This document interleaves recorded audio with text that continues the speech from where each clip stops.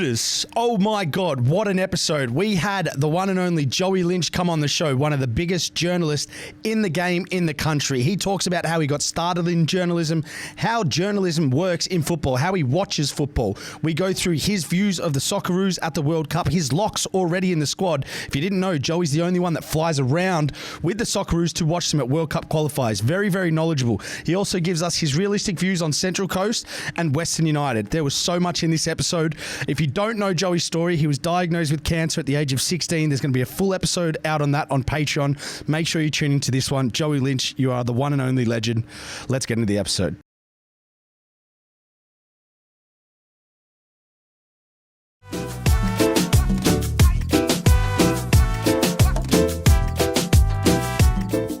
Ladies and gentlemen, welcome back to Suited and Booted. I'm your host, Jarogba. To my left, Lord Mahazi. to my right, Number 10. and we are joined today by a legend of the football media game, the hardest working man in journalism. Ladies and gentlemen, Joey Lynch. Yeah, Joey. What a jacket, might I say? Thank you very much. Hey, who is the hardest working person in journalism that you know? Not yourself, other than yourself. It's probably the guys and gals at the Australian Associated Press who are at everything, filing on everything, and then their stories get sent out to numerous articles and nobody knows who they are because everybody just sort of takes the wires. That's cheap, man. Well, shout out to them. Yeah, shout out to those Shout guys. out to them, man. Without them, the industry collapses. So have you heard the term that we use on this show, ballitis? Yes. Like the case? Do you think that's a fair segment to put you in? Because we would have you really high in that category from our point of view. I mean, as a bit of an expert in being sick, yes, I would agree with that. Which we will But go is into. a ballitis if it's your job? Yeah. Well, you've chosen your job. That's one part of it. But also, how many hours of a day? Or how many hours of a day do you reckon you spend focusing on football? Genuinely. It fluctuates, but there's a lot because you're sort of always on call. So if something happens, you need to be able to react to it. So if I'm playing Cyberpunk 2077 and a coach gets sacked, I'm not playing Cyberpunk 2077 anymore. I'm working. Because you watch full games. You're on Twitter. You obviously write. Yes. Like, what is a average working day for you? Well, If there is one. there is no average working day as a freelancer because I got no office to go into. I got no regular hours. So like maybe I'll give you an example of a busy day. Last week we had both Melbourne clubs doing press conferences. So we had Michael Matriciani, Melbourne City women's coach. He was up first at 9 a.m. on Zoom. Then we had Melbourne Victory put up Seb Esposito and Arthur Dillis at 9:30. Then we had Melbourne Victory Women put up Jeff Hopkins and Claudia Bunge at 9:45. The Victory ones were at Amy Park. And then at 10, we had Aurelio Vidmar up via Zoom. So I just had to do that one on my phone, leaning against a wall. I was going to say, are you doing this in the car? No. Or like? So the Zoom ones I'll often just do at home in my office, but if I'm out and about, sometimes it's on the phone. Melbourne Victory do theirs at Amy Park, so I drive out to Amy Park and do those. And then adding to the busyness of it all, then we had the new FA CEO announcement that took place at 11 as well. So that took priority for the day because it's with all respect to the original rivalry, we only get a new FA CEO once every few years or so. So how does it work after you've done all those meetings? How do you segment the rest of your day to write about them? And then you said what takes priority, but like, how do you choose like what comes out first, like so on and so forth? Paid work takes priority. Yep. So in this scenario, I had a commission from ESPN to write up the FA CEO story. So that one takes priority. You get the initial story up. Football Australia has announced a new CEO, yada, yada, yada. You do the press conference, you ask the questions, and then you retop and update the initial news story that you sent through to ESPN. So I took the quotes, rewrote the story to provide a better summary, round out, put the quotes in context, send that through. So because that one's a paid gig from an external company, that one immediately takes priority. Then after that, you look so the 4 press conferences you look at, those will go on Substack, the Substack that I own. And I don't own Substack, but I have a Substack, the Substack that I run.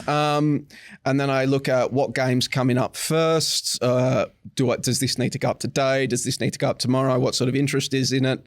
And then you'll sit down, go about writing those up and try to get those out before the game as well. So I do want to get to like how the landscape works, because every time I see you, you go, oh yeah, I just got back from Uzbekistan yesterday. And I'm like, okay. But I want to start off with the cliche questions of what got you into football journalism? Where was your start?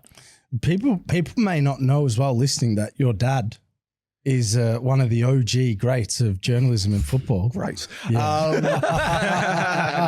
So I come from a media family. Both of my parents worked in media and worked as journalists. My old man worked most well known in football circles for his work as the chief football writer of the Age newspaper, writing for the Sydney Morning Herald. But my mother also had a decades-long career working in journalism across England and Australia, doing a bit of everything, subbing, writing, editing, all of that sort of jazz.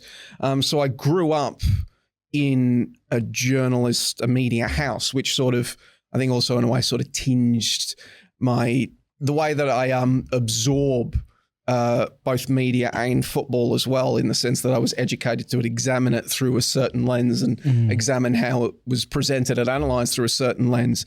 The way I fell into it was sort of, so what was it? 2013, 2014, it all sort of blurs together after a while.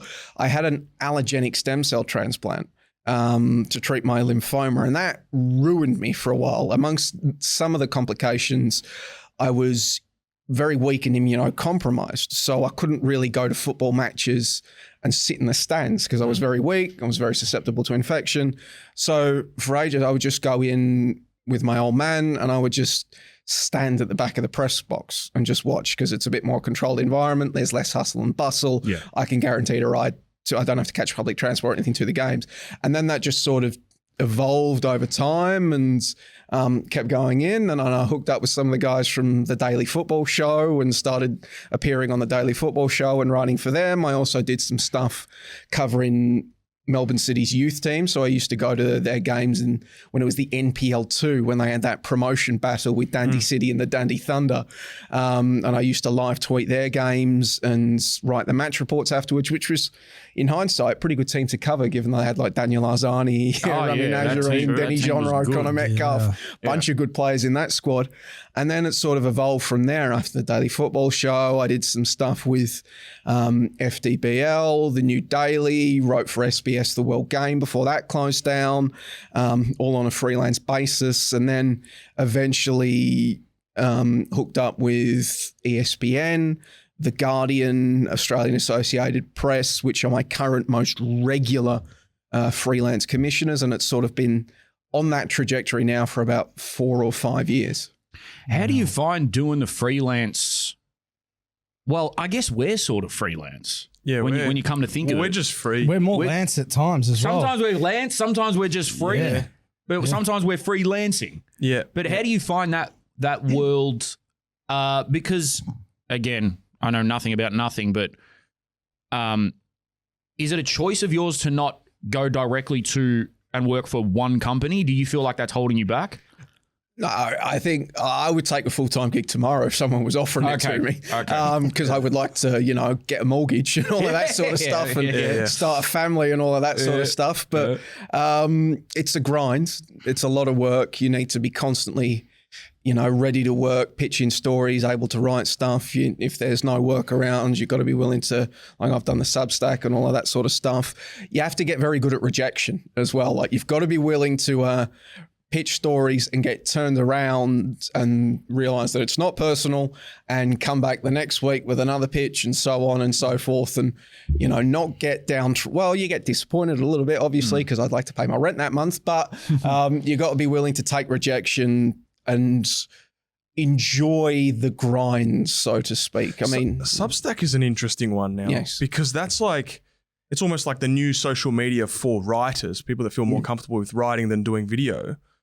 But also you can charge subscriptions, right? You can charge subscriptions. I'd made the decision not to. So people can pledge to pay subscriptions to me when I eventually decide to make that option. But I have at this point made a conscious decision not to put my stuff behind a paywall. One of the reasons for which is, like I said before, I prioritize paid commissions that I'm getting. So I cannot guarantee that if I'm taking somebody's subscription, I won't suddenly during an international window when all of my work is going up for ESPN or The Guardian or something, I wouldn't feel right taking a subscription to somebody who's paying me for Aussie football coverage and then not delivering that through a major thing. But so what I've made the decision to do is keep that from in front of a paywall, but have a donate button so people can click on a link. And if they want to throw $5, $10, $20 my way, they can do that if they want. But that's the way that I operate it. Booters, a quick pause in the episode. You know what time it is, man. It's preseason. So you're out there wearing shorts that don't match your T-shirt, that don't match your socks. Your boots stink. Your shin pad sweat smell. Half the club's rocking up in the polos that someone had in a storeroom from 2012. Say what? Stop doing that. You're not going to win the league doing that. You need to be professional. And the only way you can do that is if you get Armadura on board to sort you guys out for your off-field and on-field wear. Fully customizable. No, but seriously, guys, if you want to look like a professional outfit this year, it doesn't matter if you're a State 5 or NPL 1. Metros even. I played Metro 8s. Half the team had jerseys from 1999. The other half had jerseys from 2006. You can't... Guess what? We didn't win shit. You need to look professional. Armadura will sort you out. If you want to win the league, the only way you're going to do it is if you Armadura it. Armadura it. Armadura it with Armadura. They're for the footballer. Let's get back into the episode. I guess, how long did it take you to get into flow state of... Because I'm assuming that you're getting these articles done very quickly, but is there ever days where you just think, I can't fucking write about this, or like this is not up to my standard?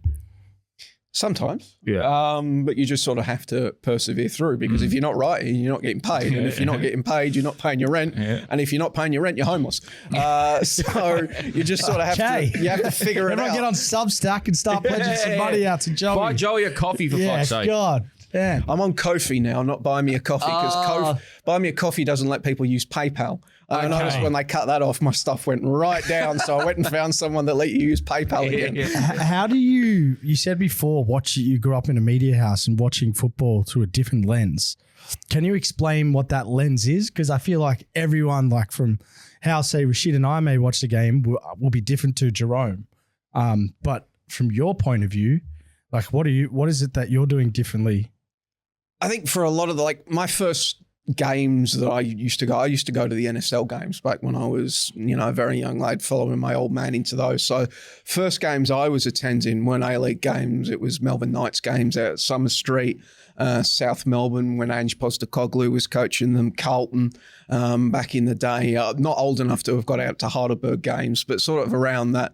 And I was going with my old man. And he'd be sitting in the press box working. So that's where I was sitting. And I wasn't going home until he was going home. So that meant I was following him into press conferences and all of that sort of stuff. So when I'm 5, 6 years old, predominantly, that's the sort of experience that I'm getting. And just at that point, when you're 5 or 6 years old, you don't know shit about shit. You just sort of along for the ride. But you do eventually, osmosis demands that you do sort of pick up a few things and you start to learn. But I guess it's in a way you're looking at how journos love games that are boring. Journos love it when a game is 3-0 in the 70th minute. So if you're filing on the whistle, your story can be filed on the whistle. As a punter and as a fan of the game, you love watching a dramatic late game where there's a bunch of goals. Yep. But let me tell you, the original rivalry on the weekends where... You hate that. Yeah, Victory scored, had it disallowed, Adelaide scored. I didn't file on it, but think of the poor journo that has to get a match report up within 10 minutes and is trying to... Think about how many ups and downs that went. And they're working with a word limit, so they can't make it too long, and they're trying to sort that out. So imagine the journo doing the freaking Afghan game. Yeah. Oh, they're coming off the field. No, they're back on. Pretty much. And you've got to write it in a manner that engages the reader. You can't just say, like there's a type of writing, the cat sat on the mat, which you want to sort of avoid, just like the cat walked into the room. Yeah. The cat sat on the mat. Nobody wants to read that. That's boring. You've got to sort of engage the reader as well. So you've also got to have the skill set of being absolutely pissed off that a goal's been disallowed and then gone and scored at the other end and maintain composure whilst backspacing and typing something that's It's like there are two wolves inside you. There's the wolf going, how awesome is this? This is incredible, versus the other wolf going, you've got to file in 5 minutes, you prick. Yeah. Oh, wow. I was so fucking stupid that I didn't realize that you're writing it while the game's on.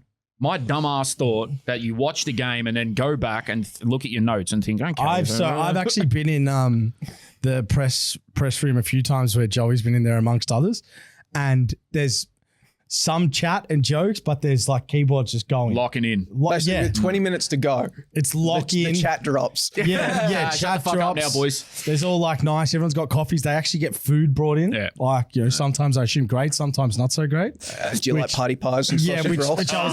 Which I was there for that. So, Joey, just to go a bit deeper on your education. So with your dad, did you actively learn off him?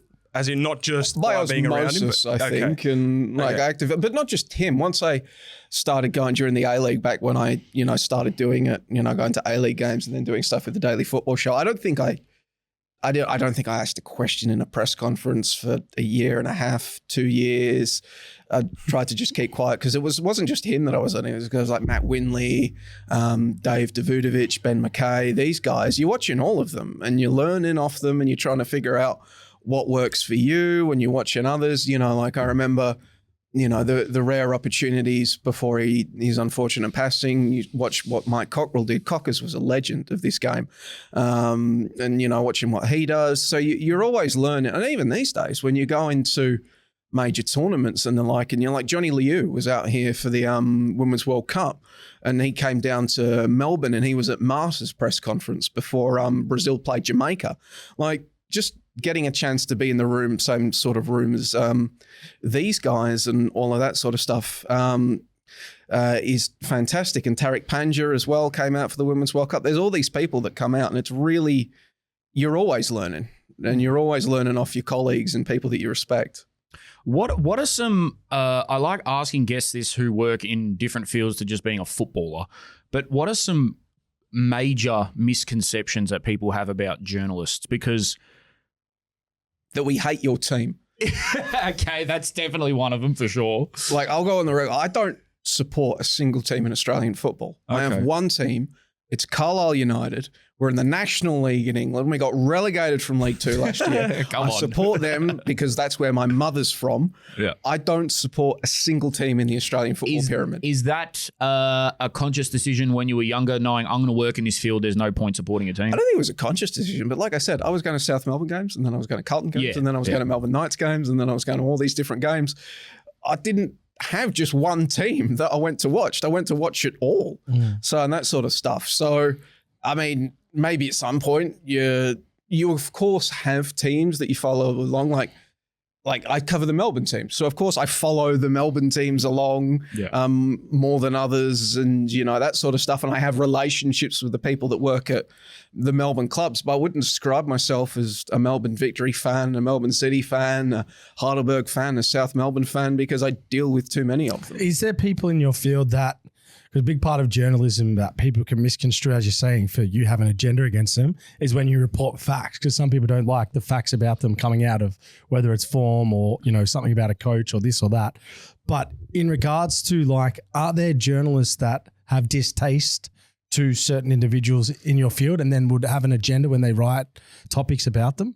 It's invariably going to happen in any field. People have agendas and people have views, and at the same time, there is a space in journalism and media, like there is in any field, for recognizing biases and acknowledging biases, because no individual is completely unbiased in any field. We all have lived experiences. We all have different views that are inevitably going to bleed into how we absorb information, how we analyze information.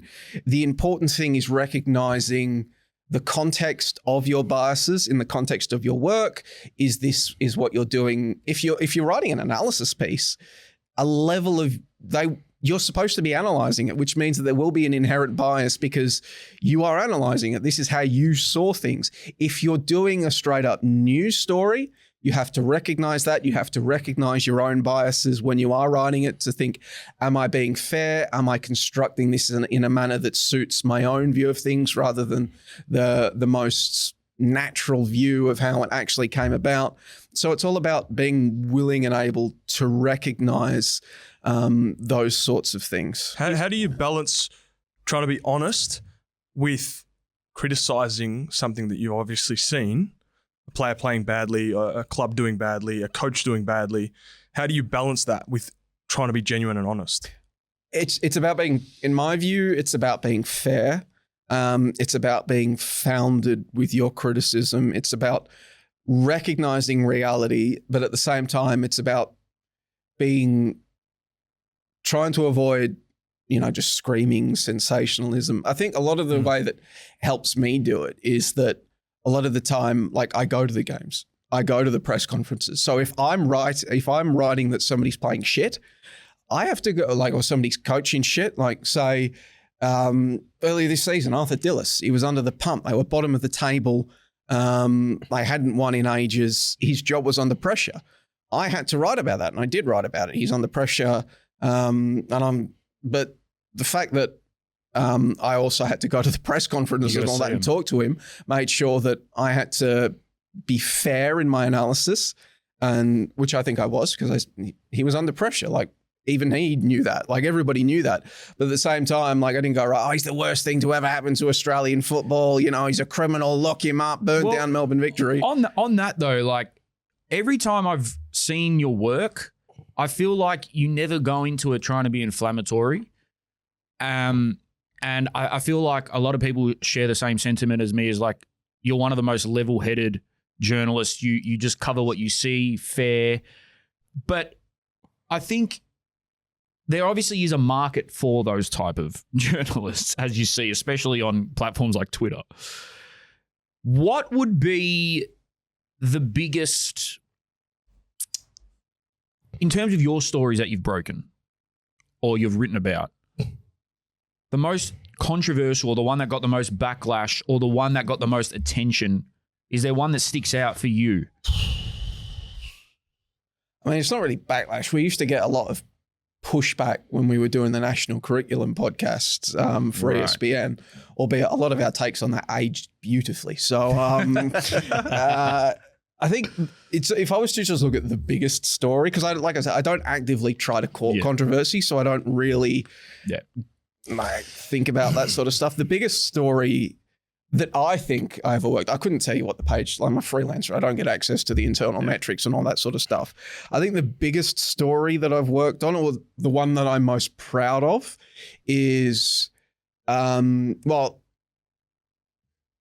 within the scope of, like, there's a story and there's an individual story and the story in general. The stuff that I did covering the Afghan women's national team when they fled Kabul and arrived in Australia and England as well, some of them as refugees. That story is my favorite thing that I've ever done, being given an opportunity to share their stories and shine a spotlight on these incredible women and what they are able to accomplish. You talk to them, and the work of people like Khalida Popal, who founded the Afghan women's national team back in the day, was forced to flee Afghanistan and move to Northern Europe and Denmark. To hear some of their stories, and just like, we have it pretty good in Australia. Like, these women just wanted to play football and had to flee for their lives because they would be executed or jailed for doing that in their homeland. Like, some of these players, as the Taliban were entering Kabul, like, they were being forced to hide in sewers, forced to move in packs of people as Taliban insurgents were just going at the crowd with cattle prods and all of that, desperately trying to get to the airport so that lawyers and human rights workers around the world could get them on a plane to get them out. And you hear that story and it really puts things into perspective. So I think my favorite, and I think the biggest story that I've worked on was we did a big piece and a short film, which I think is still on YouTube, with ESPN, just about their story and about what they did. And I think I've covered big story. I've covered World Cups and all that sort of stuff. But if in terms of what I would think is important and biggest story, I think that's the one. And I'm not the only one that's done it. Like there's Susie Rack with The Guardian in the UK has done a lot on that as well. There's been others, but I think that's the biggest and my favorite that I've covered. Where are they based out of now? So they're around Australia, they're around Melbourne, there's some in Sydney, there's some in the UK as well. Yep. They did field a team in the Victorian State Leagues for a while with the support of Melbourne Victory, but eventually the decision was made to allow them to sort of go their own ways, and because they were spread all across Melbourne and all of that. And logistically, it was getting very hard to keep them all together, but they've gone their own ways. Some of them do some coaching as well. Some of them play. Some of them were recently in the squad for the because FIFA recently brought together the Afghan refugee team and they played international matches recently, and several of the players that escaped to Melbourne when the fall of Kabul and were based here with support of Melbourne Victory, they were in that team. So that was really incredible to watch as well.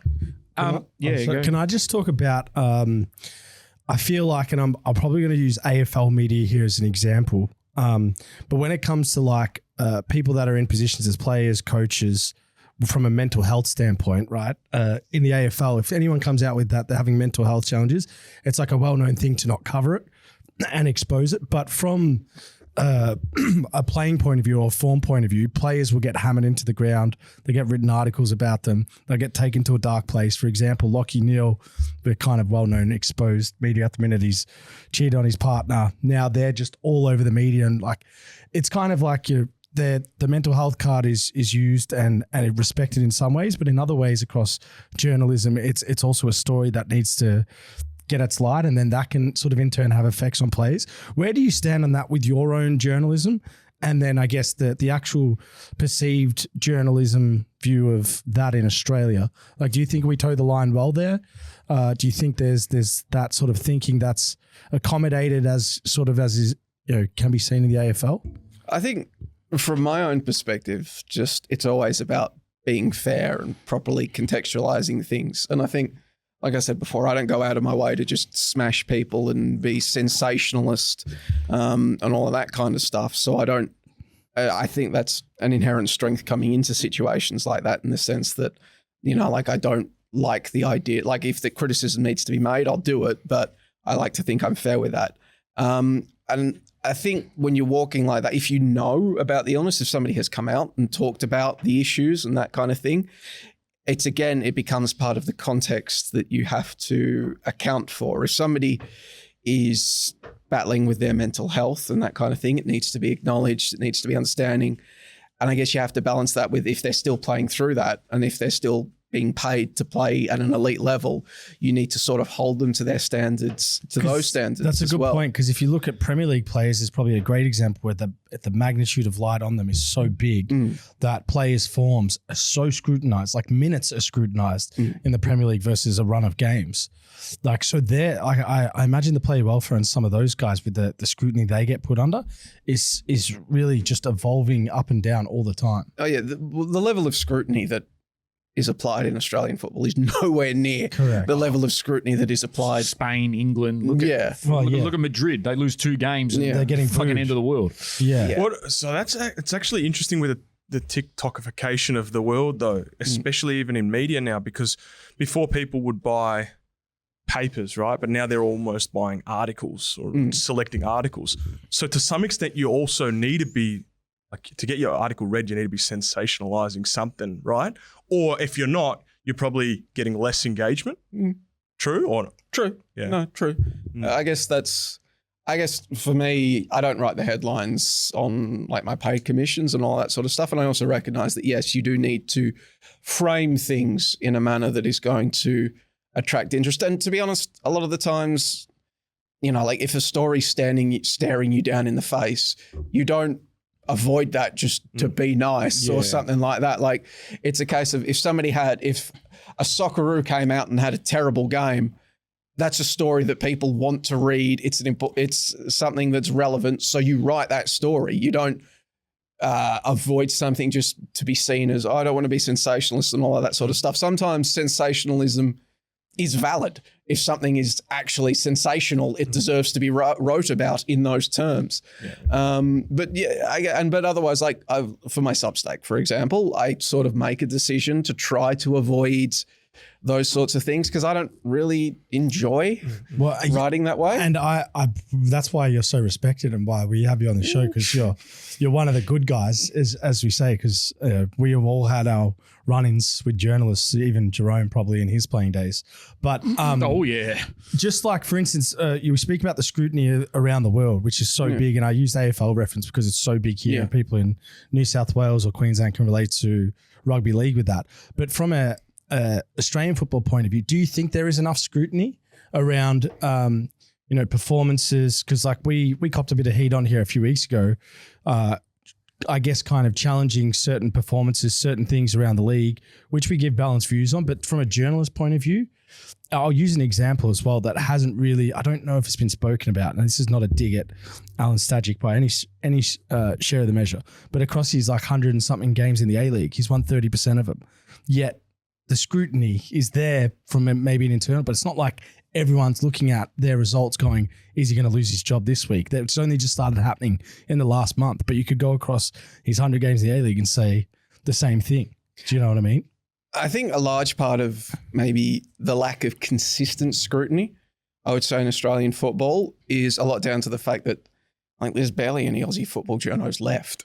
Like you look at the landscape in terms of people who are actively being paid to do this and have it as their full-time job. Like, like I work as a freelancer, but like I don't have a full-time job either. Like I said, I'm freelance. You look at like guys like Vince Rigari, George Clark, Anna Harrington, Marco Monteverde, James Gardner in Newcastle, Ben Smith in West Australia. But like there's not a lot of active full-time football journalists. And it's like, that inherently means that there is going to be less scrutiny because they all, there's only so many hours in the day. They invariably have other sports that they have to cover as well because the game is not currently at a point where it can justify with editorial staff, with editors and the like, full-time permanent football correspondents. We have a 5-month fucking off season. But also, so is that a financial thing? Because this is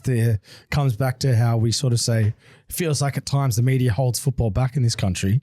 Would you agree that there should be more opportunities, A, and then B, is the reason there's not more opportunities a funding challenge? I mean, from a personal perspective, I would love it if there's more opportunities. I would love it if tomorrow somebody came out and said, Joey, we want to give you a full-time writing gig here. Joey, we want you to commentate A-League games and soccer. Let's get a hashtag going. Hire Joey. Yeah. No, hire Joey. Hire Joey. Buy him a Kofi. But there's a lot of it is to do with the amount of traffic it generates, the amount of interest it generates. Yeah, I think there have been inherent biases against football in Australian media, but at the same time, look at the amount of coverage the league was getting 2014, 2015, when it was buzzing. People were excited. The A-League was cool. Australian football was cool. Look at the amount of coverage the Matildas generated, especially in the build-up to 2023 and 2023. We had bloody News Corp flying helicopters over training sessions and all of that sort of stuff. So... yeah, was it Sam Kerr? But did she roll her ankle before the first game? Yeah, she got hurt before and the first game. Like that, it was the biggest story. Mad. It was like, how is her ankle? Yeah, it was the biggest story in Australia at that point. Yeah. So if there is interest to justify it, the coverage will be there. It almost becomes a chicken and egg scenario. Just, like, do you need the coverage to drive the interest? But the coverage can't exist unless there's the interest to justify. Like you talked about the scrutiny that exists in AFL. A lot of that is because there is just so much people working in AFL media. They all have to do something. You're probably someone that has a little bit more insight to the analytics of what's going on in terms of engagement between NRL, AFL, football, and all other sports. What are you seeing at the moment currently? I mean, just people are interested more so in, like, perfect example, I think, for AFL is the A-League exists. One of the reasons the A-League plays in summer night is supposedly clear air. Meanwhile, smack bang at the start of said clear air in the summer months, everybody's talking about AFL trade week. And you look at all of that sort of stuff, or whatever the latest human rights crisis is in the NRL. I don't follow the NRL. I just know there's a lot of crime. Is the CRL. I joke. Crime rugby league. I joke. He's right, though. Joey's got bands, man. My brother played rugby union, so therefore I have to like union more so than league. Yeah, fair. But it's increasingly the sense that there's no such thing as clear air, I don't really think anymore, because sports, especially in Australia, they look to these American models now of sport. When you look at something like the NFL, it's a 365-day product these days, the NFL. If it's not the regular season, it's the playoff. If it's not the playoffs, it's free agency and trades. If it's not free agency and trades, it's the NFL draft. And if it's not the NFL draft, it's training camp and everybody's coming back for the next season. It's 365 days of content. And around the world, every sport is moving more into that space. The AFL, like I said, you've got the AFL season proper, then you've got trade week, and then every bloke is coming back in the best shape of their lives for pre-season training, and we're all obsessed with 5K times. It never stops. It never stops. And on top of that, you've got like cricket now as well, and that's increasingly year-round, Northern Hemisphere, Southern Hemisphere stuff. So it's just that when you look at the trends isn't so much people going one way or the other. It's just that the sports that generate the most interests and receive the most coverage are shifting and metamorphosizing into entities that are year-round products. Right. That's coverage slows down, certainly during the off-season, but there is always something happening, and there is always something to talk about, and there is always conjecture, and there's always debate around these sort of things. Joey, do you think, going back to what you said before about journalists sort of, there's framing the game or there's influencing the game? Do you feel like do you feel like journalists are still influencing talk around the game, or do you feel like it's now more so we're framing what we're seeing rather than influencing discourse? I think it's a bit of both. Like I said, there's so few Aussie football journalists left that their ability to shape the conversation is limited.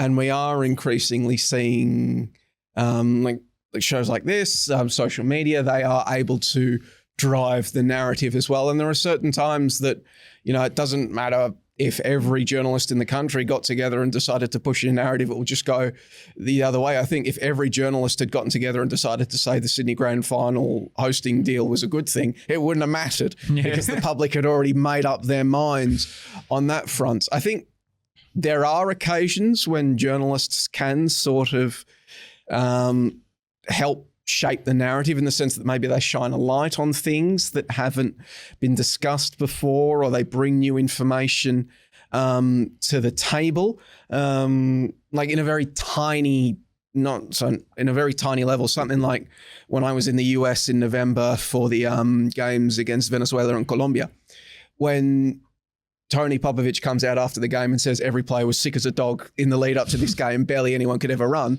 That inevitably shifts the conversation around that game because all of a sudden, most of these blokes were in a bed yesterday and could barely walk. And that puts the thing into a new context. So you can bring new information to the forefront and shape it that way.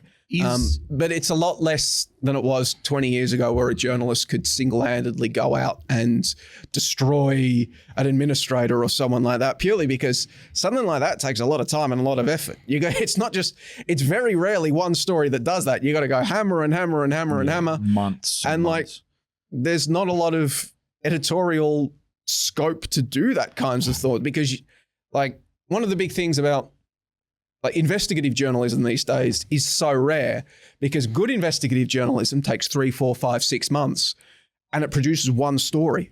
So you've got to be paying a journalist 3, 4, 5, 6 months to be doing said investigation, knowing that you're only getting one story from that.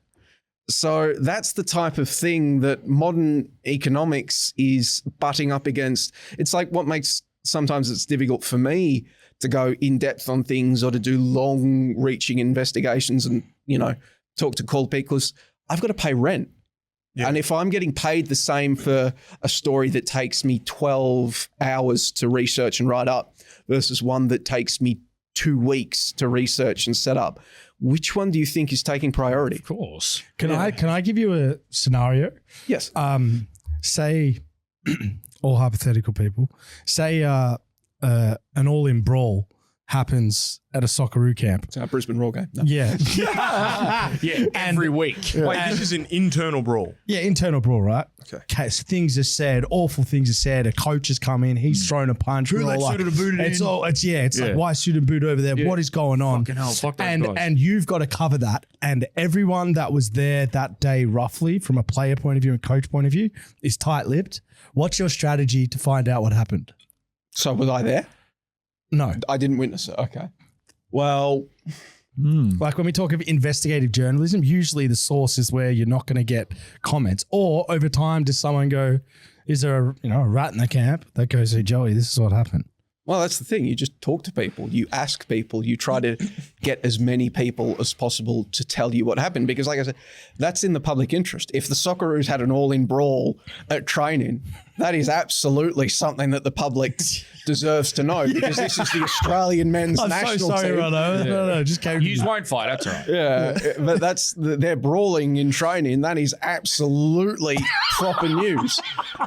But what do you do? So when you say just talk You to are people, basically- like, are you going to call a potential security guard that was standing over in the corner with his back to it? Like, If I can find out their information, so yeah. you'll go. You'll go that deep. Like, where will you start in that process? Like, you're gonna You start with the people that you actually know were there. Well, that you know were there, and you just basically take it from there. You text them, you call them, you DM them on social media. You just see who's willing to talk, right. and you keep asking. And then you always want to go first-hand information first. So you want to get primary sources, witnesses, people that were involved, and if that doesn't work, you then cast the net wider. So maybe then you start to like find out, all right, who else might have been there that maybe I don't know, but I can find out who was there. And if that doesn't work, then maybe you start asking secondary sources. Did you speak to this person that was there? What happened? And then maybe you start to get a bit more, like in this hypothetical, you start to get a bit more information. You get some secondary sources telling you what happened. Then maybe you go back to the primary sources saying, I've been told this happened. Is that what you saw happen? Yeah. What about a situation, because we've got pretty good sources, but one or two of the times it's kind of backfired on us. We've got, a bit dodgy information. You got to check. Well, Have you ever written something or produced an article and then found out more information? You were like, fuck. Has it ever happened? Well, it's happened to me, Joey. I'll tell you that much. Yeah. There's one where Jerome got absolutely screwed on Happened to me. a fact once. I mean, I've got some stuff wrong, absolutely. Yeah, but And nothing massive. I can't think of anything too good at his job. massive that I've got. And you can only report on the information that is publicly available and people are willing to go on the record with. It's like, Yeah, that's where I fucked up. if somebody, like, you don't need to never reveal your sources, never We have reveal. not. We have not. We went into You hear battle. that? Thank you. We never reveal a source. And the one who got grilled the most about it was myself. Yeah, and that was a piece of advice I got. If somebody trusts you with information, No, it was me. What? What? For getting information? What do you mean, bro? It was bro. me, bro. Bro. No. What? No. I was getting my relatives contacted and shit, bro. Sorry. This I was- digress. I'm talking about something else. I was over in Europe. Yeah. Yeah, bro. Yeah, it was coming to you directly, but then it continued on to me. Yeah. That was Because nothing was coming from you. Anyway, sorry. Yeah, because I kept my mouth shut. What actually, I'm sure you got some questions, but I just wanted to, you watch a lot of football, and before we get into the Socceroos and the World Cup and stuff, just to touch on the A-League, because I do want us to look at this offside decision. What are you seeing across the A-League right now? Like, in your eyes this season, who are the teams to watch out for? And then how concerned are you? It's a lot to ask you, Joey, but try to remember. How concerned are you about the Central Coast Mariners situation? I'll touch on the Mariners first. Probably not as concerned as I was a week and a half ago.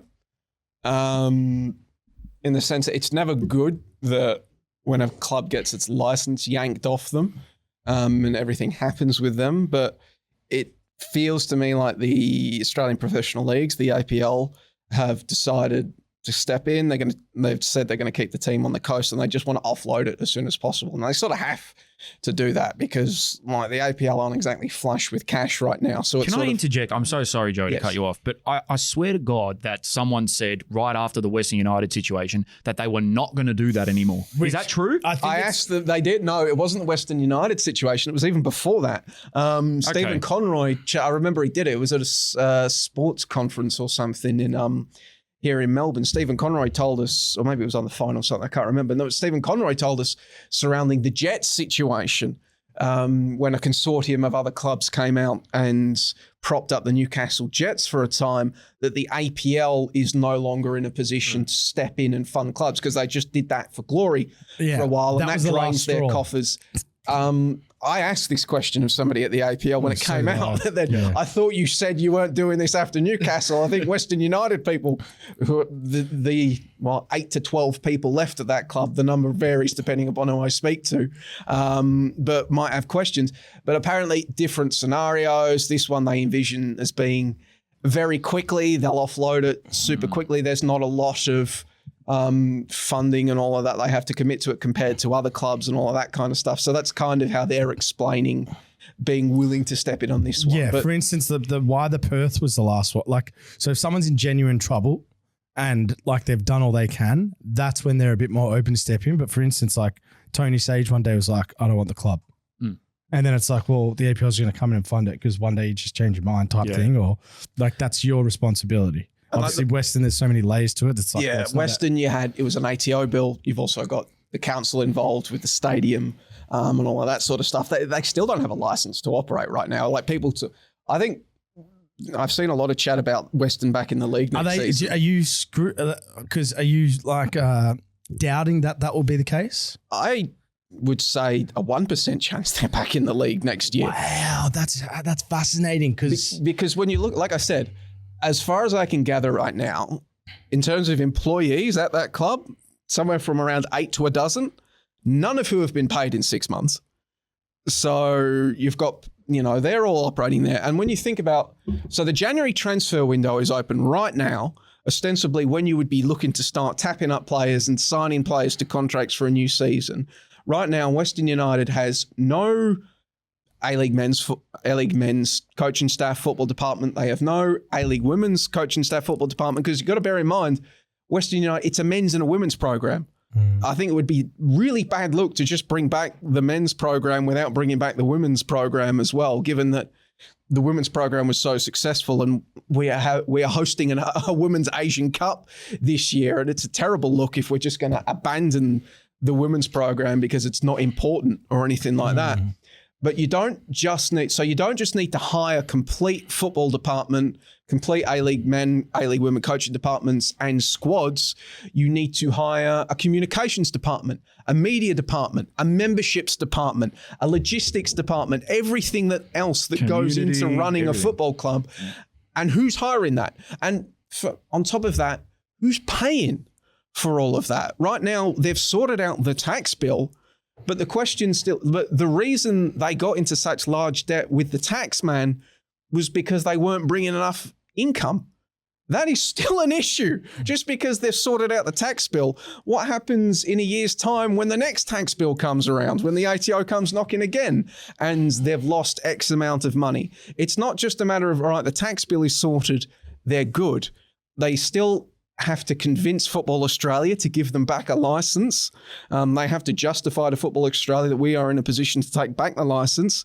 That hasn't happened yet. There is still a FIFA transfer ban in place on them for the men's side. It was last week. I haven't gone on the FIFA clearinghouse today and checked. Maybe it's been paid off. You probably will tonight, though. Yeah, knowing you, Joe. But I'll check it when I leave, actually. And then so all of that sort of stuff. So I'm not going to declare Western United dead. But the road back is a lot longer than people think it is. Oh, and people are on Twitter celebrating. Yeah, I cannot see a scenario. Like, I've been wrong before. And in fact, given that me being wrong involves, 50 to 100 people finding work in Australian football and footballers getting opportunities and coaches getting opportunities, I would love to be wrong. Best case scenario is that I'm wrong. I just cannot see it happening next year. Well, the Central Coast thing you talk about, incredible points. It's good to have a view outside of social media from someone potentially who knows it on Western too, because everyone's up in air about it. But the Central Coast one, it being a quick solution, why have they shut down the academy then? Because that's caused a lot of contention around, is that parents have paid money for their kids to be in this setup. That I don't believe, allegedly, they haven't got their money back and the kids aren't in a training program anymore, which is obviously like you've ripped out a core part of your club. I think that comes down to the inherent nature of the A-League's beast. You can remember, so when we talk about Central Coast, at its core, what is the APL trying to sell? They are trying to sell a license to compete in the A-League on top of everything else. The club, the Central Coast Mariners, come on top of that. But at its core, what you are buying, if you buy the Central Coast Mariners, is a license to compete in the A-Leagues, a place in a monopolized place in the Australian top flight.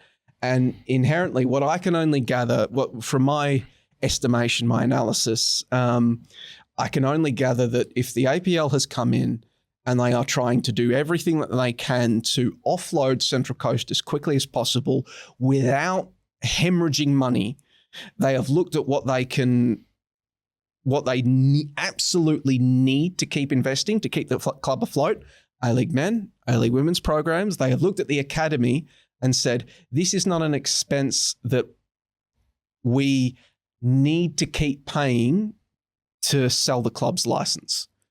Therefore, it goes. And that comes back to the nature of what the A-League is. It's still at its core a private for-profit entity that has been granted monopolisation of the Australian top flight. And when we are examining things like expansion, clubs folding, clubs being bought, clubs being sold, we need to ensure that we keep that in our mind of analysis, that these are licenses at the end of the day being bought and sold. When you look at Western United, people talking about Western United coming back, at its core, there is a license there. We could get a third team in Melbourne in a year or two. It doesn't necessarily have to be Western United. If somebody came in and told the APL, I will give you $20 million for this license and I'm setting up a new entity in Melbourne, do you think the APL would not seriously consider that? Well, they'd said yes to the 25 or whatever that Western paid. Yeah. And there was 13 or 14 from the southeast region. You have to keep that in mind. So I don't think you finished the point on Central Coast and why you're not feeling as worried about it as... Just because the APL just need to offload it as quickly as possible. So in other words, from I think what you're asking is that you're confident there'll be a buyer. It comes down to incentives. The incentive is for the APL who have stepped in and are funding this club.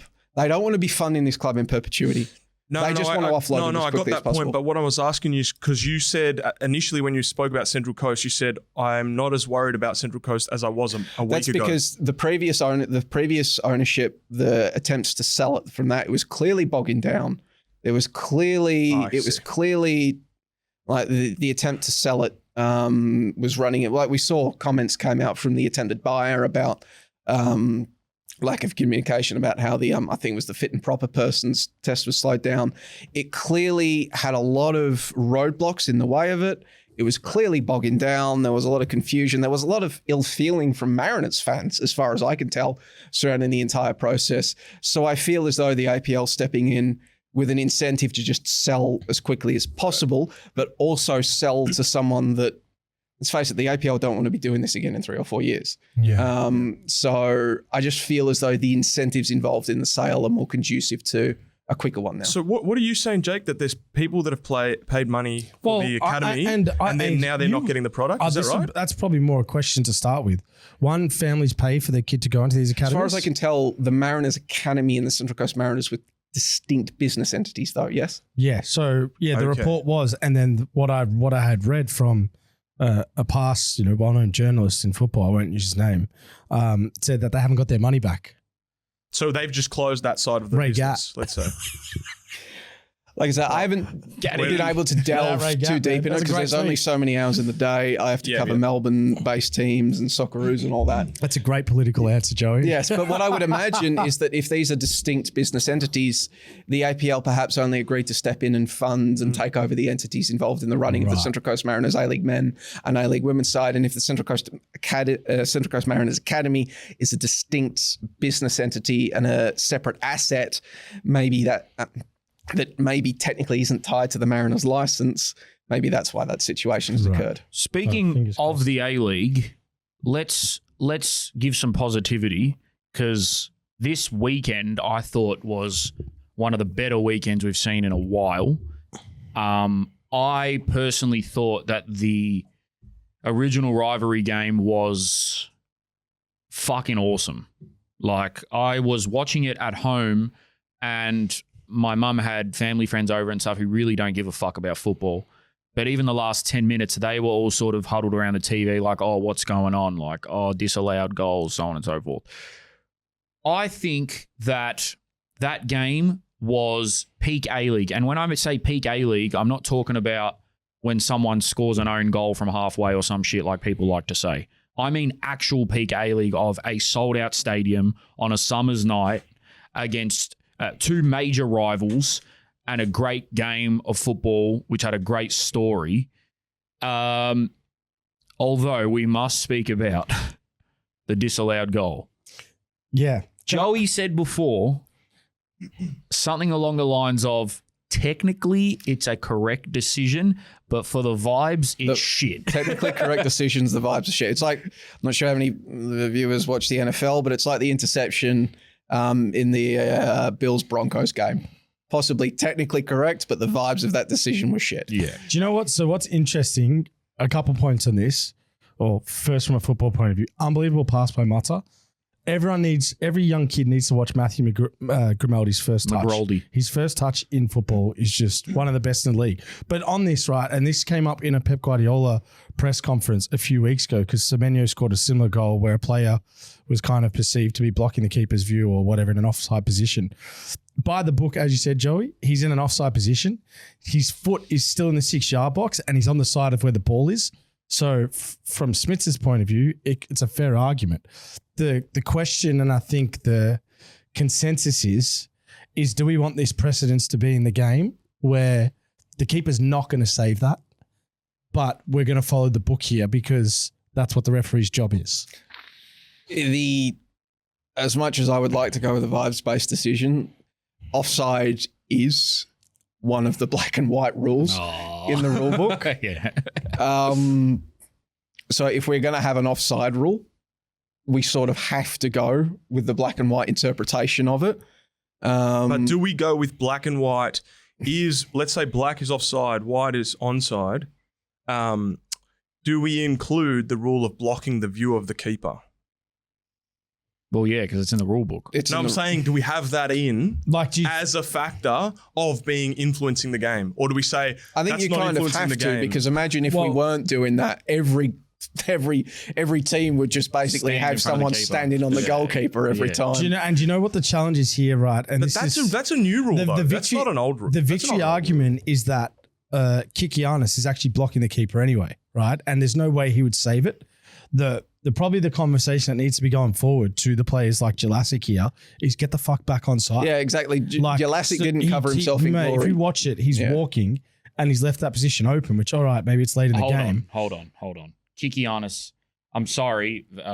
I wanted the goal to stand being a Victorian, being a Victory fan, but Kikianis is not blocking the shot. No, he's actually standing to the left. No, he's blocking the keeper's view. No, he's not. You don't reckon he No. is? Hell no. The shot's coming from over there. Kikianis is actually. Oh, you're more talking left-handed. about. about You're Bart- talking is about that Bart Vreens? It's Sorry. a different Bart player. Vreens, yeah. not Oh, Kikianis. Vreens. Sorry. Sorry, I was like, yeah. I was sorry, like, Kikianis. I was like, what the fuck? Yeah. Oh, okay. Bart Yeah. Vreens. Okay. Yes. So that, But Then this also is the that's victory- harsh. Get back on side because that's 2 seconds, and he probably thinks Watch- he is on play side. back. Watch the Play- full, watch play the it full back. build. Go. Watch the full build. Play back, Yeah, He's walking walking. rash. brother. yeah, fair enough. Fair enough. Yeah. Fair enough. He's put his dart out He there. decided to do a little jog once the shot was already taken. Look. But also, Or at least just move to the right or the left. if you walk in. Yeah. I will be balanced. In Jelasic's defense, as a player, you know you're not going to be involved in the play you're there. not thinking you're so involved. like Yeah. his thing is like, I'm not getting the ball. Now we will. I'm just like, I'm not causing too much movement to avoid it. But this is just now. Well, I wonder if this would be a thing for teams going forward of like, let's you, go. you can be in front of a keeper and ruin a goal. So What's the thing? Yeah, just because he doesn't Get think up. he's involved Hold in on, the play Nick. doesn't mean he isn't. Nick, can we please go back to the actual, like, as soon as the shot is taken? Like, but right. what this kid Grimaldi, man, How good is that touch, bro? Hold on, hold on, finishes hold on. for One of the now. best first touches Hold on, you'll hold on, see. hold on. Who's that in the back corner? No, That's Mata. no, him. Is that Kiddo? Kito. Yeah, kiddo. Does that stand? Does the goal stand if they're looking at the line from Kiddo to Jelasic or no? Yeah, it does, but he's not playing Yeah, Jurassic on side. no, he's So not. he's Jelasic's still offside there. Mats He's is still Mats is offside. probably more in line with Jelasic than Kiddo. yeah, 'cause, true, look, I Mats is guess. behind him. Yeah. So But you are right, Jurogs. That was one of the best games ever. So, and just on this, for Ever. people at home to know, is Melbourne Victory wrote into the CEO, Caroline Carnegie, I was told this morning, so on Monday, for those viewing it today on Tuesday, wrote into Football Australia asking for a full explanation. Like, Okay. so let's like just- pretty much trying to challenge the decision. Victory want a full understanding of the conversation, No. how you came to that decision. Because if you understand from Victory's point of view, it's you can it's understand. fair it. enough to ask the question. it's asked Well, the they question. got a response, And- and John Moss, head of referee, said it was the right decision. And in Yeah, it was like, what- almost in what- French. It was if it was English was French, it was F off. What That's how it read. What reply do you think you're going to get? Like, as much as I was, I was telling the social media team that I was going to have a rant on the pod about it. It's sort of tongue in cheek because yes, the rules are the rules. I get it, but the rules are shit. So it didn't ruin a game because I said to my mate who I was watching it with, there is another goal in this game. It cannot end like this. And fucking hats off to Ryan Kiddo because Well, but Victory also, it was interesting. A couple of points. Victory were also got a one back on the offside because Kiddo actually scored earlier, and Goodwin's leg was offside. So they thought was that 2-0, Joey, to go 2-0 I up. think so, yeah. No, that would have been. Kiddo's first goal. Yes, it would have Yeah. been. It was yeah. 2-0. Yeah. So they got one back, and then actually Adelaide. A lot of the Adelaide plays in the post match after this. It's a We're top talking header to about win it from Kiddo. Javi Lopez 2 years ago scored an unbelievable goal. Oh, that's a ridiculous comparison, though. Yeah, and a player from Adelaide, don't ask me how. It was Malk. Is in between the goalkeeper's legs, and everyone's defending almost outside the box. But there's an Adelaide player in between the keeper's legs, and it's gone in the other corner. Keeper's probably not getting it, but they ruled it offside. can I just Yeah, that's a ridiculous. Like, it's Stefan Malk. Ivan Caliver was the keeper at that point. Big Ivan, the party boy. But like Malk was basically playing tunnel ball at that point. That's a vastly different comparison. I do want to say though, Craig Goodwin is so fucking Craig Goodwin, man. They need to put some respect on his name, more respect on his name. I thought he was unreal in this game. His delivery, his dead balls and just his crossing. Who's this? Sorry, Goodwin. Yeah, Goodwin. He is just so like even this goal. He did have a patch of being a bit quiet, but yeah, this season coming Take back, him to the World he's Cup, been. bro. What do you mean take it? He'll What be we going. spoke about a few weeks ago really? was that he changed his That's game. what I'm saying, man. That's what I'm saying. Who Goodwin not That's what I'm going to the saying. World Cup? What we spoke about He's a clutch player. a few weeks ago was how his game's changed and he's more dynamic now, almost like a number 10, and he can float than just Yeah. being He's got a this floating role. winger running down the line, you know? I think I'm a not class taking goal. anything away from Craig Goodwin here because I think it's self-explanatory. But just basics on defending here from Victory. If you go back, if you're the defender, in this case Esposito, Yeah. if you run at anyone that's a one-on-one type player and you sprint at them at full speed, there's, a very high percentage chance you're going to get done. He does so well to cover the ground, and then it's about putting the brakes on and slowing the next movement down. And here he just goes, he doesn't. What? See you later. What a finish though, man. It's funny, Goodwin, if you were to take away, I think Tommy Orr made this point last week on one of those A-League shows. If you were to take Craig Goodwin's resume away and just based on what he's done this season, would you be taking him to the World Cup? Yeah, I also think That's a good point. That's a good point. There are people getting call-ups for having periods of games like that. Well, as in what? No, you're saying the opposite though, aren't you? You're saying his form hasn't been on this. If you were to just take away Craig Goodwin, World Cup goal scorer, Craig Goodwin, goals against Australia, if you were to base it off his form with Adelaide United this season, he's saying would he be going to the World Cup? But there's doubts on that. I also think, and despite not all of them going there, and this is respectfully because this is Adelaide's approach, he's practically playing with the premium Ollie Roo players. I think you definitely take him 100%. I also think I know they're not a bad team, but they're one of the youngest teams in the league, and I think with that he's been hurt a little bit. I think if he's in an Auckland or a Sydney, then Craig Goodwin's maybe doing more. I honestly think as Aussie players, he has some of the best quality as an individual player. You also need to look it up though, because we frame these contexts in X must go, Y must go. But it also needs to be framed in the context of, let me just look up, like I do depth chart articles, but it's like, if Craig Goodwin goes, who are you leaving out? And who in your mind would you see in that similar parameter? Yeah, because like you've got to look at this position. There's only 26 places to go.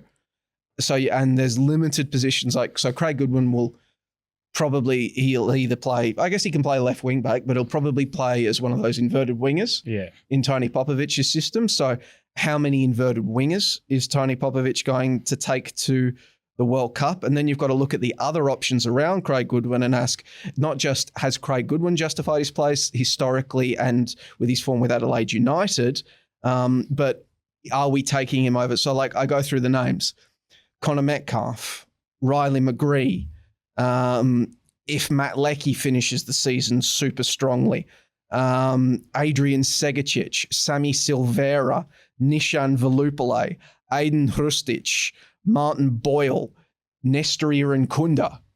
It's not just a matter of does Craig Goodwin go or any of those other players go. It's who are you knocking out to bring the other players in? That's the balancing. And you're probably going to take what? You're probably going to take 5 in that position. Yeah, you take a starter, you take a backup, and then maybe you take an X factor player or someone who can play multiple positions. True. And it helps that like a lot of those blokes that I mentioned can play other positions as well. But so we're maybe looking at 4, 5, 6 spots on those for those inverted winger roles. There's only one in there, and I'm not going to say who because that's rude. But there's only one in there who I think is probably not going to get a look in personally. But that?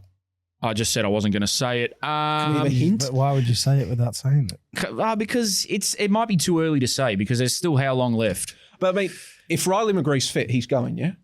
Yeah, it's so not bang, him. That's one slot down. Yeah. If Nestor Irankunda's fit, he's probably going, yeah? Bang, all of a sudden we're 2 down. So now we've got to get a list of players. We've got 3 spots. Hypothetically, they'll take 5. 3 spots. And like Sami Silvera and Segicic right now, on recent form, are probably in the good books because they've been scoring. And it's like we talk about if we are allowing historical resumes to come into it and what we've seen players do previously on the biggest stages. If Matt Leckie's fit, would you be taking Matt Leckie? Well, these are the conversations. It's not just about Cruz. Get him in. Yeah, he's a shout. I'm under the impression with Popper that he doesn't give a crap about past history with the Socceroos. But he doesn't. But, it's weird. But yeah, and this is what I'm leading to that is with Matt Leckie, I think he would take that experience. But for instance, with Matty Ryan, I'm not sure Matty Ryan's a guarantee. I think Matty Ryan's guaranteed to go. But I don't think Matty Ryan's guaranteed to start. Which is, he's playing in the La Liga. Why is that not our number one? I think one of the biggest things with Tony Popovic is that he values players that he doesn't have, if he plugs them in, he's confident that they know exactly what they need to do and he's confident that they will be able to do that job. Like a player, like when he was fit, like Jackson Irvine played, I think, close to every minute. He's injured every now, game. isn't he? He's injured again, unfortunately. But when Jackson Irvine was fit, he played every minute of every game for Tony. And that's because Jackson Irvine, whilst, yes, he's got a big, bold personality. I love the stuff that he does off the fields and the work that he does. But when you actually examine him as a footballer, he would run 1,000,000 miles and then run 1,000,000 more to ape the Proclaimers. He is a steadfast professional, super fit, does exactly what he needs to do. So like you'd think maybe Tony Popovic and Jackson Irvine, clashing personalities. No, because Tony sees a Jackson Irvine, knows exactly what he's going to get from him, and he trusts him to do his job. I think he would probably see Matt Leckie, if fit and able to demonstrate his fitness in a similar vein. So just on the World Cup itself. So for those that don't know as well, and we'll probably go more into this, Joey is the only football journalist in Australia that flew to every World Cup qualifier game. Am I correct? I missed Bahrain. I was too sick to go to Bahrain. There we go. So practically every game, which just shows you the level of commitment Joey has. And also when he speaks about the Socceroos, it's worth listening because what most haven't seen, he has seen. Plus, he knows more of what's going on behind the scenes and in clubland. As much as anyone can know what's happening behind the scenes. Well, the Tony Popovic coach side. But who? Yeah, that's true. What's the opposite of the Iraqi Navy? Because that's the level of leaks you get from a Tony Popovic team. But just with your knowledge, right? If you can do it relatively quickly, who do you think are the locks in the squad already for the Socceroos? Because I think there's a lot that are still open. Izzo, I would have Ryan. Let me go through them. Left back. If fit, Jordy Boss. Yep. I think Aziz Beich is a lot. A lot in form. He's playing so well in the A-League. He's playing and he's another one of these guys that super professional, ultra professional. If you plug him in, you know what you're going to get. He's an amazing trainer, leader. He's the type of player you want at a World Cup. I think he's in the squad. I also think it's a case of horses for courses. Say, hypothetically, Australia's playing Paraguay, love to sit deep. They don't concede a lot, but they play a low block, very tough to break down. Maybe you want Jordy Boss playing in that game.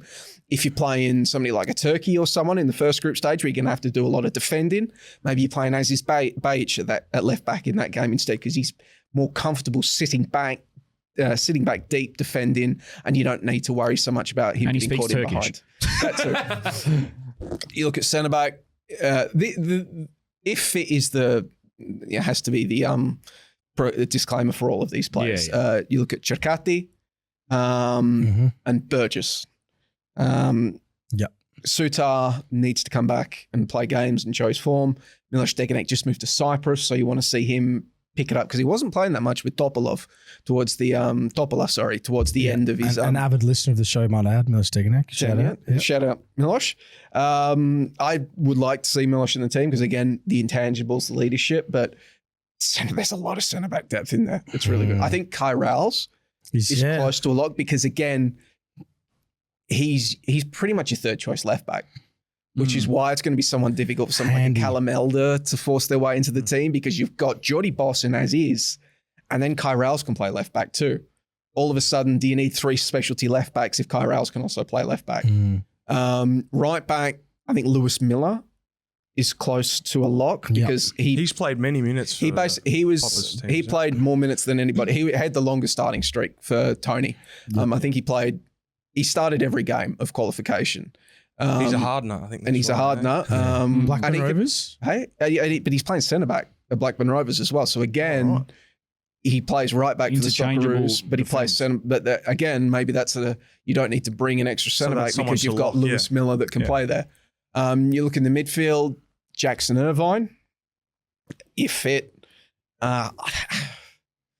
Aidan O'Neill is probably flirting on the edge of being a lock, given how much we've... Really? So you put him in category of lock almost? Well, just look at how much he's been used by Tony Popovic. Like, that's the other big thing. Like, when I'm doing Socceroos depth charts and all of that sort of stuff, and I'm trying to predict the Socceroos squad, I'm not telling you who I'd take to the World Cup. No, that's what I'm not. We're thinking through the lens of Popovic. I'm trying to look through the lens of Tony Popovic and all of that sort of stuff. Like if I was picking the World Cup squad, Stefan Kolakowski, mate, get on the plane. That's my boy. Bringing the vibes. In terms of Leckie, though, with the position change, does he then impact Craig Goodwin?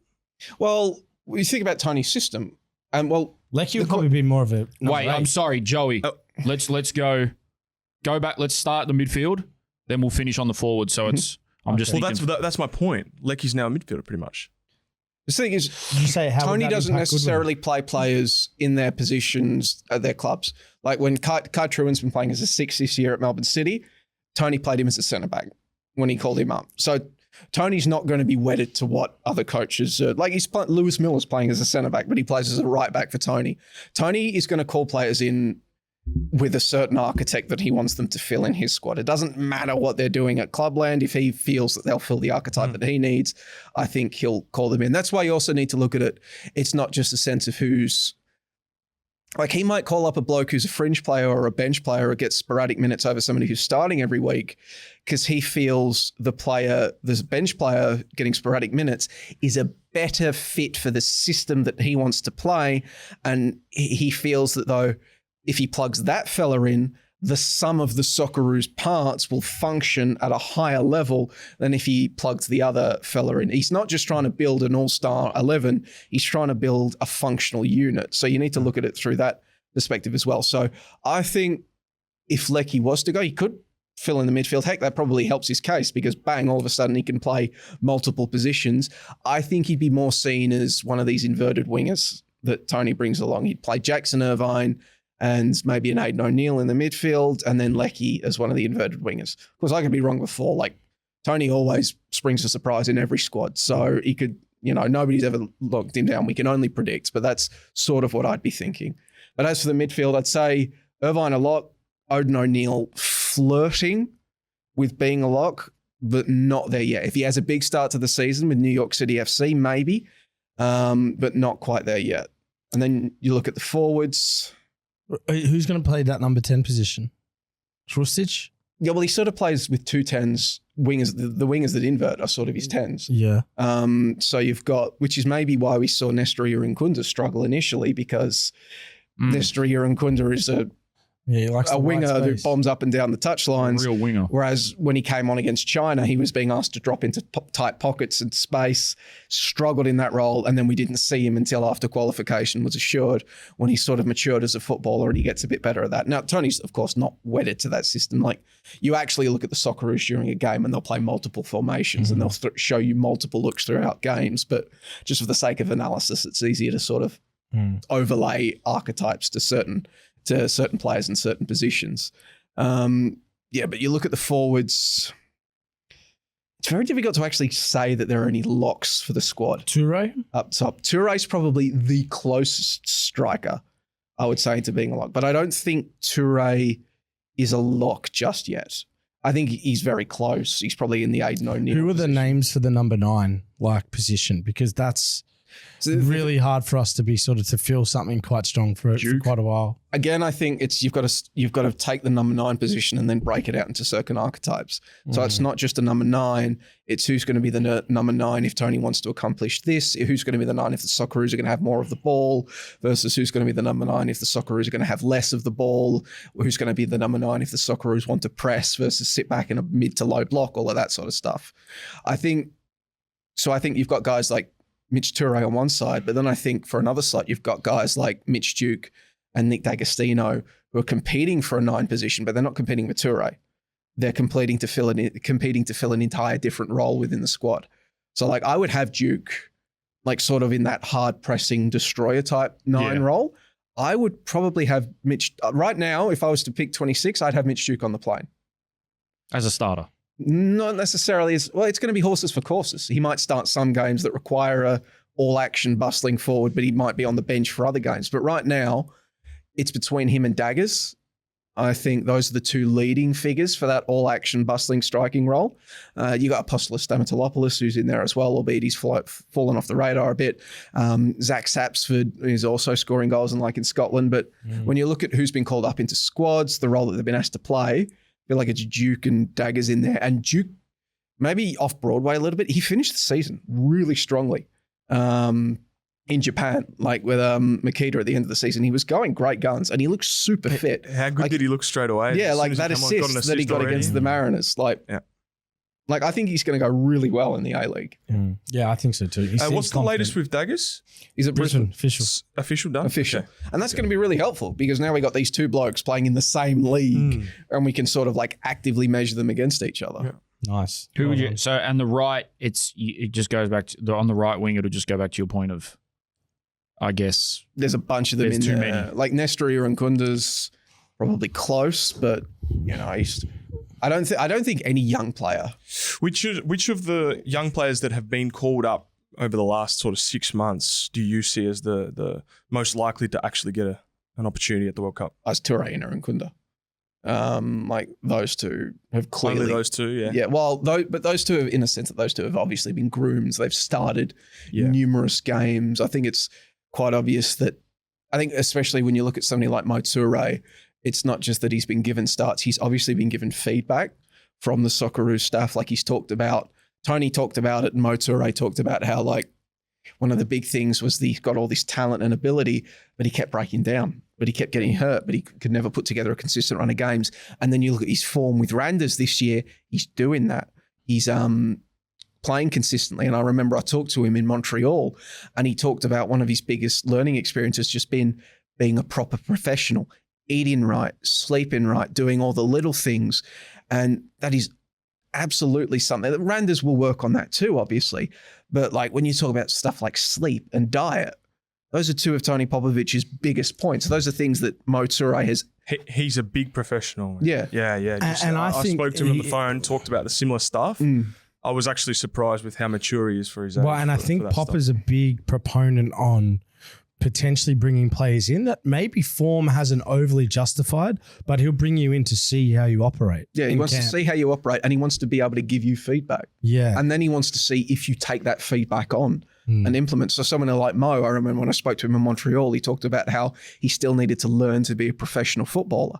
And now you can see he's obviously done that. He's turning into a real super pro, and that is only going to endear him to Tony Popovic even more so because he's not just good technically, he's not just good on the pitch, but now he's doing the little things to bring, or what's been the biggest motif of Tony Popovic? What has he talked about? Elite. He's now being elite on the field and off the field. Just on your travels, especially around the Socceroos and stuff, is there one specific or unique experience that you had that always sticks out to you in terms of this is a story I tell everyone? I don't tell it often. China was interesting. Oh, go for it. In the sense that obviously you have to get a journalism visa to get into China.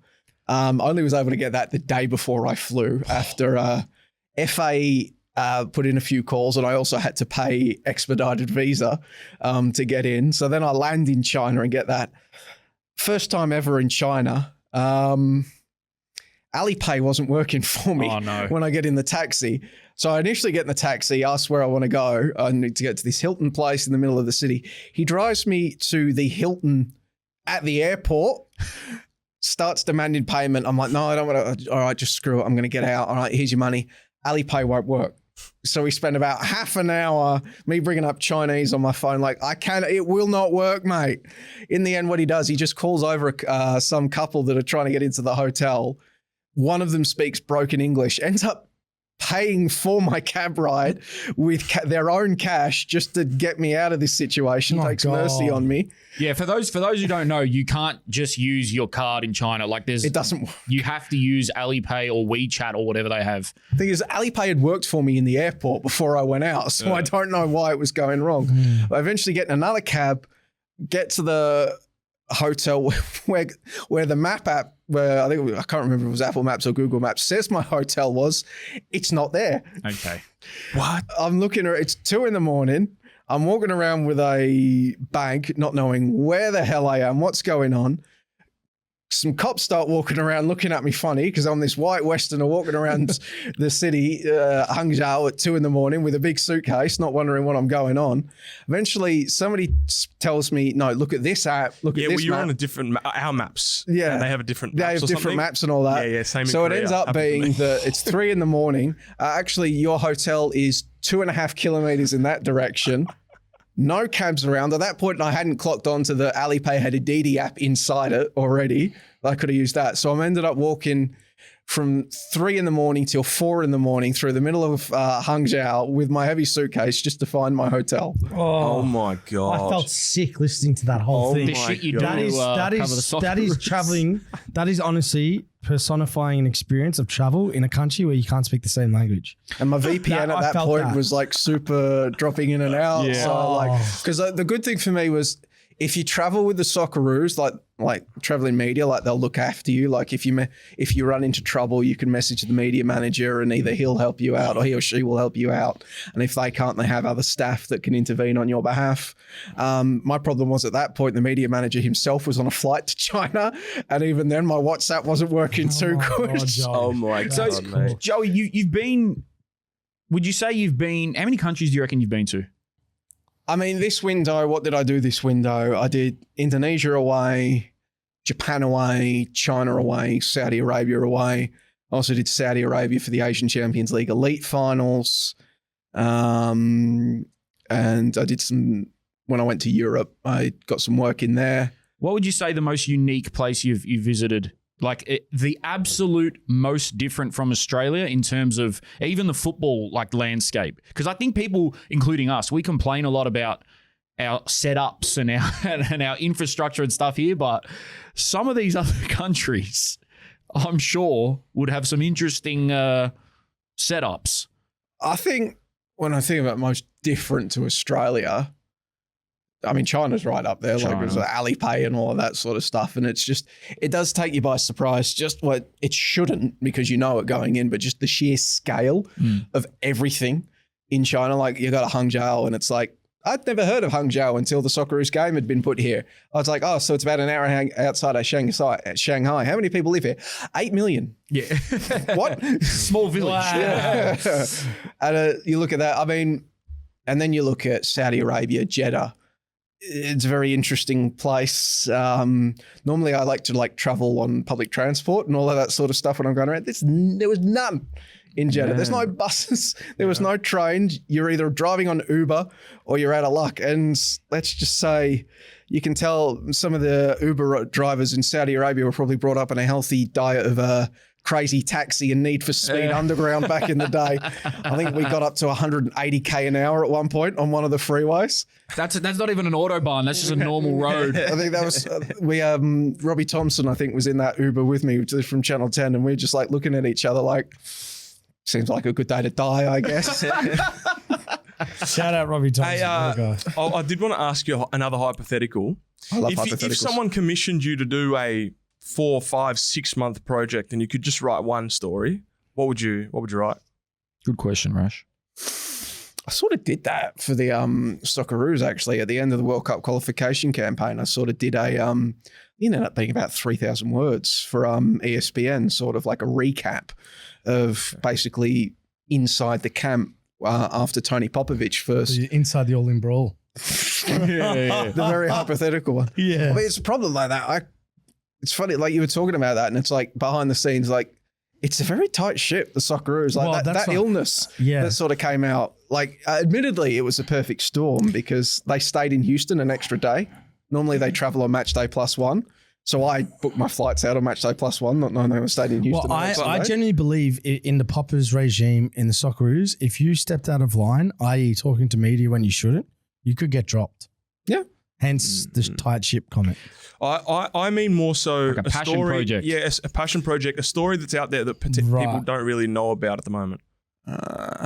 And maybe you don't want to reveal that. No. I think, again, the Afghan women, for sure, you'd love to do a follow-up on that sort of thing, where they are now, how they're going, what it's like returning to the international stage, what more needs to be done.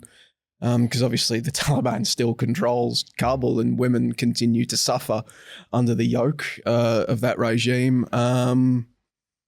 I mean, it would be certainly interesting to just sort of be a fly on the wall in the US and build up to the World Cup with everything that's happening at the moment. And do you fear for anything around this World Cup? Like, it's a country, like, just to state the obvious, and this may be stupid, but it's a country that a lot of places where games are played, guns are licensed. Based off your Twitter, are you going to get into the country? Yes. I've already got a visa. I was there. I was there in September and November. They've already- True. I was there in September and November. Man, listen. I'm not. Obviously, you got to be careful, but I feel strongly about certain things, and I'll do a bit of a cleanup. But like at the end of the day, like I'm not. At the end of the day, like, but like, I mean, they're not going to watch the pod, so fuck it. But at the end of the day, it is literally the last. Well, you never know. Oh, are you the guy from Suited and Booted TV? The one with the porn what? addiction? Do you know how much money? Do you know how much money I would make if they did knock me back? Nothing. What? Mate, I would make the greatest YouTube video you've ever seen. Oh yeah, maybe. And then I'll just recoup all the money from the views. Don't They worry. might I've lock got you up, bro. No, they won't. I think I'm not. You exercise a certain level of caution no matter where you go. Around, that's it. Around the earth, and it's like, but I'm also like I'm a pretty confident traveler, anyways. You know, like when I was in New York, I was on the subway, tapping away on a laptop at 2 a.m. Like maybe because I'm stupid, but like I wasn't worried like riding the subway. I've walked around the streets of London, New York, all of these places, and you can also do things that invite danger. And I think if you go in with the mindset of something bad is going to happen, then it'll find you. Because like I said, there is, mate, you just look at Bondi. Everyone talks about Australia. Just go look at that. It can happen anywhere. Like stuff happens everywhere. It's just about, are you focused enough? Not to the point of being paranoid, but are you focused enough of just like, just keep your eyes open. Don't just leave your phone. That's anywhere in the world, I think. I think it's also, I recognize sort of the privileged position that I'm in the sense that I'm a tall white guy in a relationship with a woman from an affluent English-speaking country. There are certain privileges that I am afforded and protections from institutions around the world and just society in general that aren't afforded to other people. So I can tell you that in a sense that I am not really worried about traveling in the US because I'm not really that worried as long as I'm not acting like an idiot traveling anywhere, purely because like, yeah, I go to the gym and all that. So I try and my stank face when I'm walking through, sketchy areas trying to look threatening is good.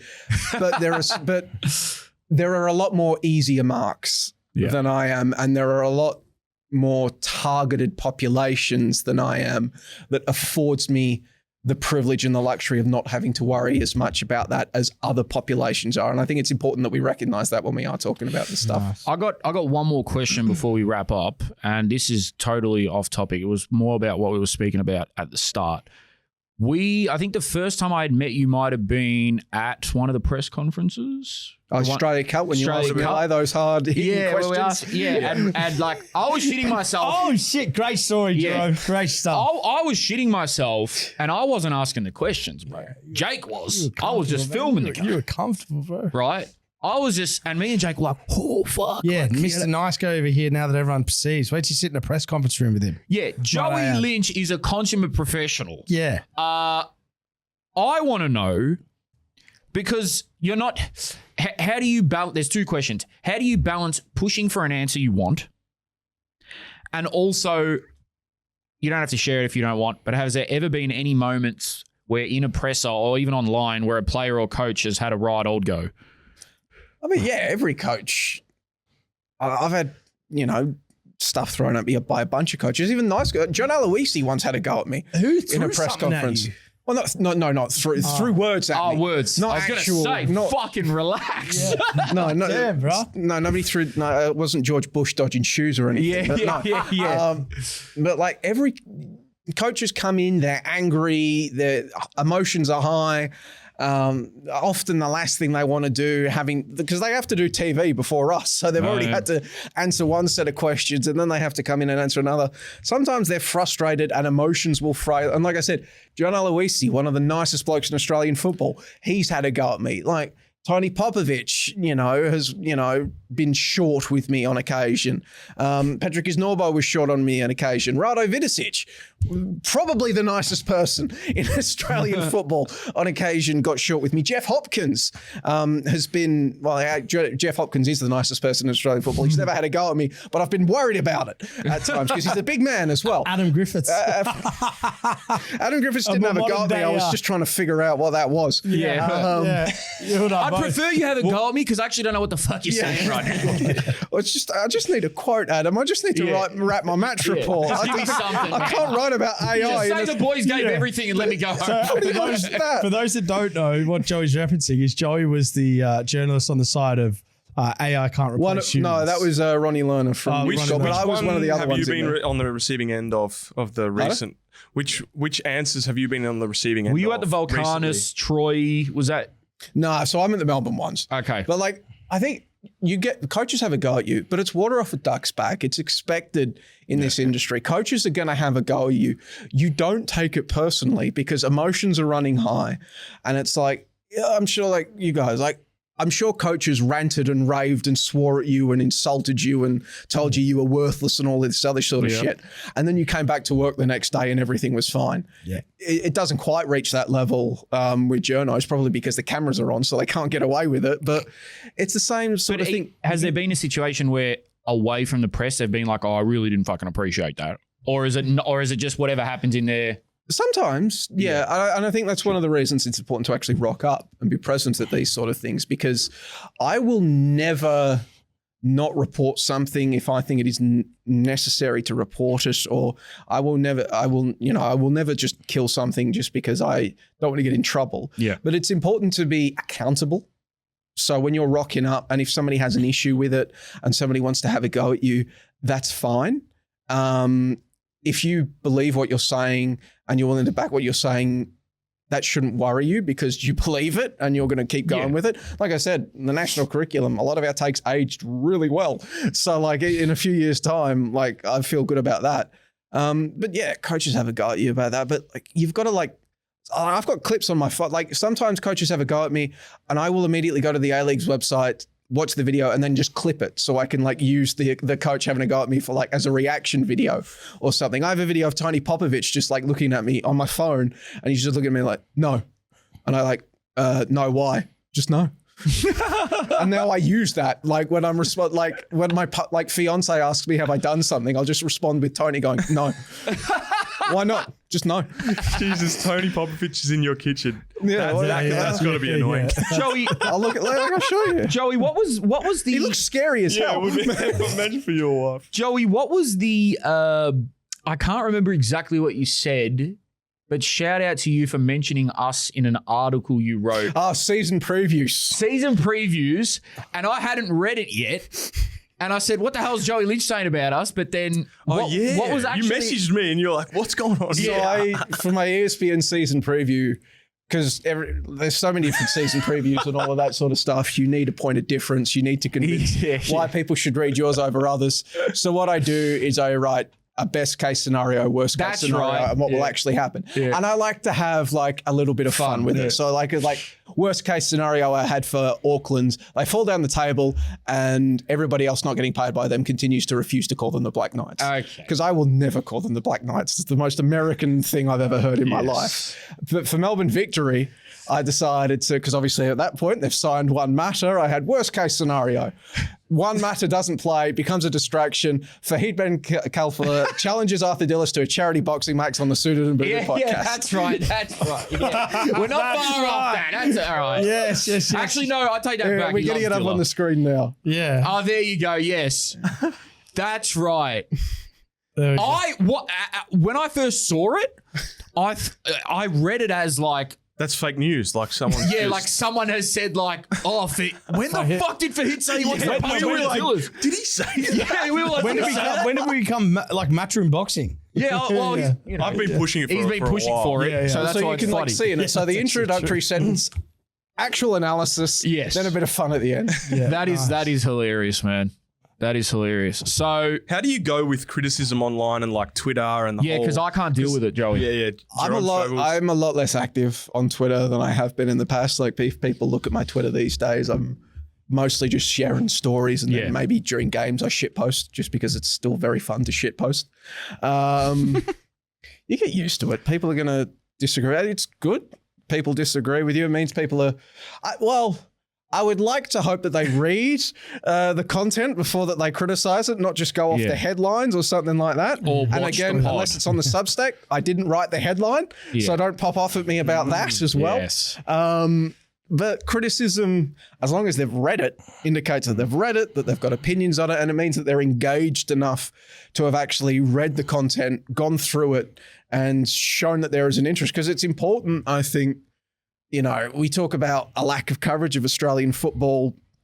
We need to, if the public wants more coverage of Australian football, one, you need to be discussing it. You need to be generating the conversation and metrics around it. But you also need to be clicking on it and supporting it. Like, I think if somebody does an article about it, like say if you see on Twitter, Marco Monteverde's written a story about someone signing for Brisbane Roar, don't just engage the tweet that says Marco has reported this, because News Corp doesn't care that a Twitter account has cited News Corp in this story. They can't monetize that. But what they can do is if you find Marco's story, click on that, read it. Not only will you be getting a far greater insight than what can be just included in a 240 character tweet that so you'll get to read the original source, see the actual reporting, make up your mind. But News Corp will see that they will see the reaction, and they will say, oh, there is a market for football here. We should do more football coverage. It's the same thing when Vince writes something for the Age newspaper.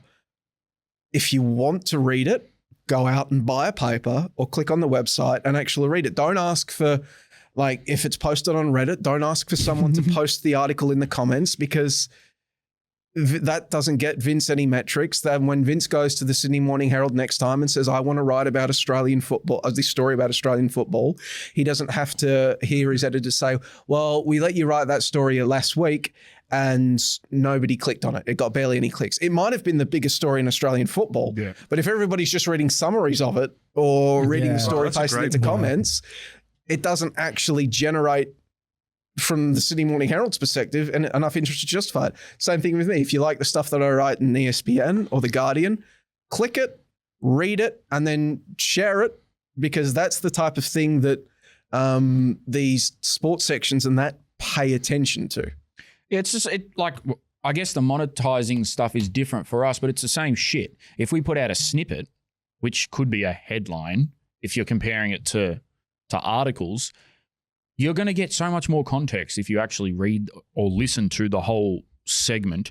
And I feel like, but that's just the era we're in. It's the microwave era. Everyone wants, everything summarized in a few sentences for themselves. But I think the general rule is, if you like the content, support the content. Like, if people like what Suited and Booted do, get on the Patreon, or buy merch, all of that sort of stuff. If you like the work that Round Ball Australia is doing, watch their YouTube videos, share their YouTube videos, listen to the like. There's a bunch of great young journos putting out content at the moment. Like here in Melbourne, we got Isabel Campbell doing stuff for the women's game. She's doing great. Caden Foley, young man who's dealt with some challenges in his life, but he comes into the box. He asks great questions. Follow him on social media.